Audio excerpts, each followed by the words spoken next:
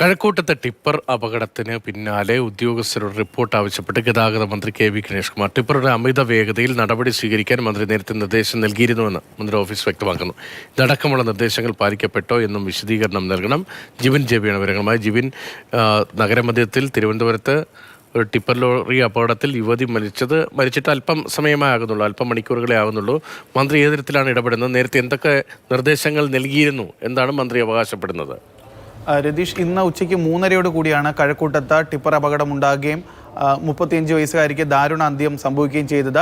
ഇതിന് പിന്നാലെയാണ് ഗതാഗത മന്ത്രി ഇപ്പോൾ ഡെപ്യൂട്ടി ട്രാൻസ്പോർട്ട് കമ്മീഷണർമാരോട് റിപ്പോർട്ട് ആവശ്യപ്പെട്ടിരിക്കുന്നത്.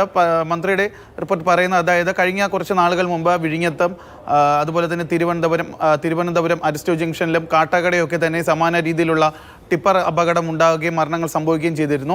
ഇതിൻ്റെ അടിസ്ഥാനത്തിൽ അന്ന് തന്നെ മന്ത്രി ഇത്തരത്തിലുള്ള റിപ്പോർട്ട്, എന്തുകൊണ്ടാണ് ഇത്തരത്തിലുള്ള അപകടങ്ങൾ നടക്കുന്നത് എന്ന തരത്തിലുള്ള റിപ്പോർട്ട് ഈ ഗതാഗത അസിസ്റ്റന്റ് കമ്മീഷണർമാരോട് ആവശ്യപ്പെടുകയും ചെയ്തിരുന്നു. പക്ഷേ അത്തരത്തിലുള്ള റിപ്പോർട്ടുകളൊന്നും തന്നെ ലഭിച്ചിരുന്നില്ല.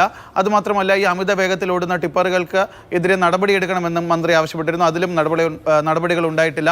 എന്തുകൊണ്ടാണ് ഇത്തരത്തിൽ ഉദ്യോഗസ്ഥർ ഈ ഒരു നടപടി സ്വീകരിക്കുന്നതിൽ അലംഭാവം കാട്ടുന്നത് എന്നുള്ള അതിൻ്റെ ഉൾപ്പെടെയുള്ള മറുപടികൾ മന്ത്രിക്ക് ആവശ്യമാണ് എന്ന് കാട്ടിക്കൊണ്ടാണ് ഇത്തരത്തിലൊരു പുതിയ റിപ്പോർട്ട് ഇപ്പോൾ സമർപ്പിച്ചത്.